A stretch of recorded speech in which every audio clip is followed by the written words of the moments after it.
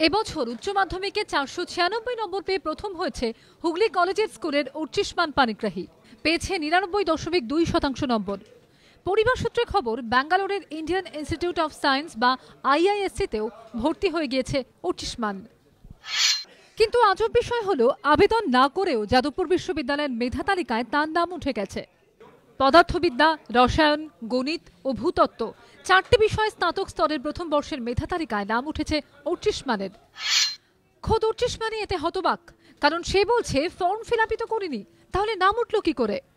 আমি যাদবপুর ইউনিভার্সিটিতে অ্যাপ্লাই করিনি। তারপরে 7 তারিখ আমার বন্ধুর কাছে জানতে পারলাম যে ফিজিক্স, কেমিস্ট্রি, জিওলজি আর অঙ্ক 4টের মেরিট লিস্টেই 1 নম্বরে আমার নামটা আছে, এবং তাতে যে প্রাপ্ত নম্বর আর জন্ম তারিখ আছে সেটাও আমার জন্ম তারিখ বা প্রাপ্ত নম্বর নয়। এইটা আমি যাদবপুর বিশ্ববিদ্যালয়ের ডিনকে মেল করে জানিয়েছি। অর্চিষ্মানের বন্ধু অর্চিষ্মানকে জানিয়েছিল যে তোর নাম এরকম যাদবপুরে প্রথম কয়েকটা সাবজেক্টে রয়েছে, তুই কি অ্যাপ্লাই করেছিলি? অর্চিষ্মান কই, না তো, আমি তো অ্যাপ্লাই করিনি। না, দেখ নাম আছে। তখন অর্চিষ্মান বোধহয় যাদবপুর ইউনিভার্সিটি ওয়েবসাইটে জানতে পেরেছে। যাদবপুর বিশ্ববিদ্যালয় কর্তৃপক্ষ এর নেপথ্যে ষড়যন্ত্র দেখছে।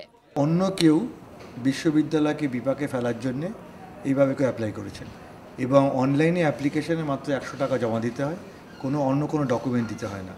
যখন নাকি কাউন্সিলিং হয় তখন সে ডকুমেন্ট দিতে হয়।